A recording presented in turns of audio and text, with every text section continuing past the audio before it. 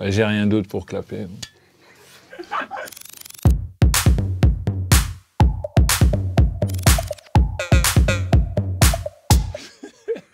Bah, ça fait toujours du bien et ça veut dire qu'en fait tout est possible et qu'il faut jamais lâcher quoi et que avec le temps, avec le travail, eh ben, on peut y arriver. Je remercie tous ceux qui ont ouvert la brèche avant moi.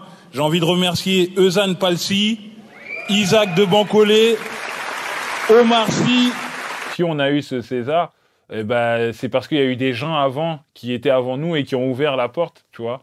Et Omar fait partie des gens qui ont ouvert la porte et qui ont montré une bonne image et qui ont montré que oui, c'était possible. En fait, tout le monde peut avoir un César. Si tu travailles, si tu es sérieux, si tu fais bien les trucs, si tu crois en toi, tu peux avoir un César. Donc il n'y avait pas que lui, hein. Il y a Eusanne Palsy, Isaac de Bancolé, Omar, toutes ces personnes qui sont très inspirantes, quoi. Moi, j'ai reçu ça grâce à eux, quoi. Ouais, c'était n'importe quoi. En fait, j'avais acheté la caméra avec la carte Fnac parce que j'avais pas d'argent, il fallait la payer en plusieurs fois et évidemment, je l'ai pas payé et évidemment, j'étais interdit bancaire. J'ai essayé de m'incruster dans les émissions de Skyrock. Cut Killer, il me laissait une petite place dans son émission et je pouvais filmer les rappeurs, je pouvais les interroger. C'est l'époque où j'apprenais un peu le métier de réalisateur, quoi. Et j'apprenais aussi qui j'étais, en fait. Et grâce au documentaire des Holoback, eh ben, je me suis rendu compte que j'étais capable de faire des choses et c'est le point de départ de tout, en fait.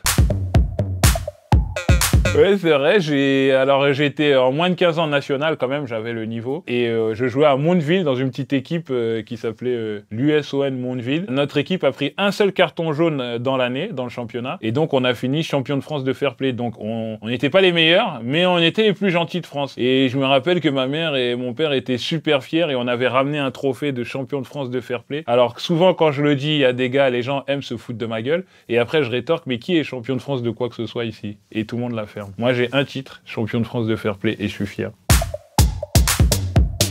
Ouais, c'est vrai. En fait, il y avait au début de l'année, on doit prendre une scène avec les nouveaux arrivants là. Il y avait une pièce à apprendre et parmi les personnages, il y avait Louis XIV. Et j'ai demandé au professeur si je pouvais faire Louis XIV et il m'a regardé, il m'a dit "Tu seras pas crédible." Et après, je suis plus venu.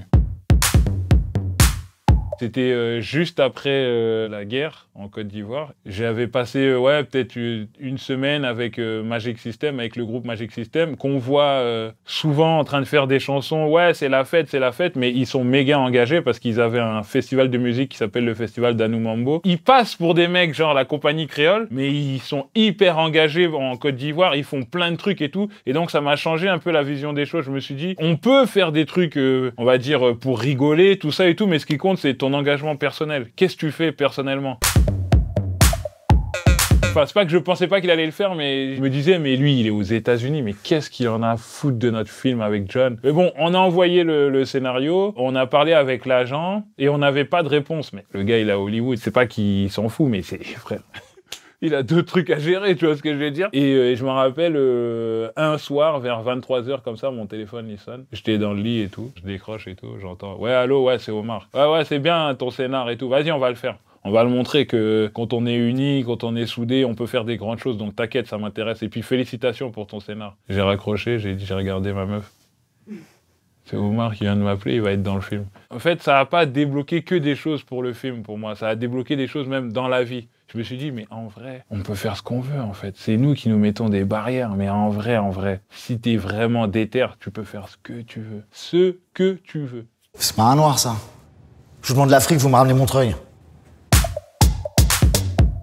Vraiment, on n'avait rien à faire. Je venais d'arrêter Canal+, donc j'avais pas de thunes, j'avais rien du tout. Mais il fallait que je continue, il fallait que je travaille. Et donc, avec des gars à moi, Mohamed Issola, Ahmed Amarouche et Kamel, un pote, on a décidé de s'associer et produire la première saison de Craignos, dans laquelle j'allais jouer. Et des deux amis à moi, Jérôme et l'autre fille qui ont joué dans Carrément Craignos, ont joué aussi. Et on n'avait pas beaucoup de thunes, on n'avait rien du tout. C'était la galère comme des fous. Au lieu de faire un épisode pilote et le montrer, on a décidé de produire une saison.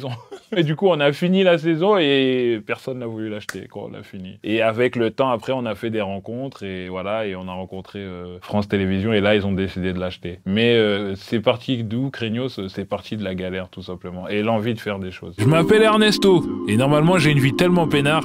Je vis avec ma nana et j'ai deux meilleurs amis.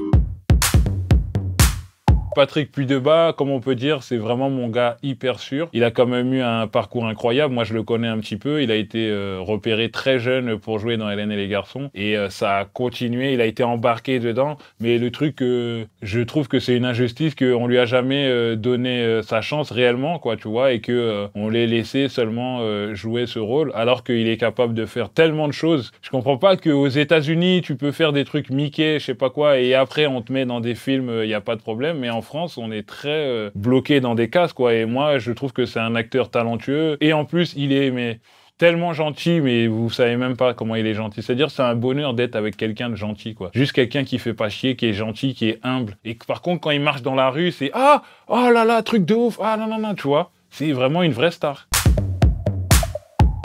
Déjà, mon fils, c'est celui qui a joué dans Tout simplement noir, il s'appelle Amilcar, et son deuxième prénom, c'est Zlatan. Mais il a eu de la chance, parce qu'à un moment donné, je voulais l'appeler en deuxième prénom Cristiano, pour Cristiano Ronaldo. Et j'ai appelé un pote, et il m'a dit, non, mais Cristiano, c'est méga ringard, appelle-le Zlatan. Mais Zlatan, il n'était pas connu à l'époque. Zlatan, c'était un truc d'aficionados, tu vois ce que je veux dire? Et donc, je dis, ah ouais, Zlatan, ça tue, en plus, je l'adore et tout. Mon fils, il neige pas, 3 semaines après, le mec, il signe à Paris Saint-Germain, alors que je suis un supporter de l'OM. Donc mon fils, il m'énerve. Quand je le vois, il m'énerve.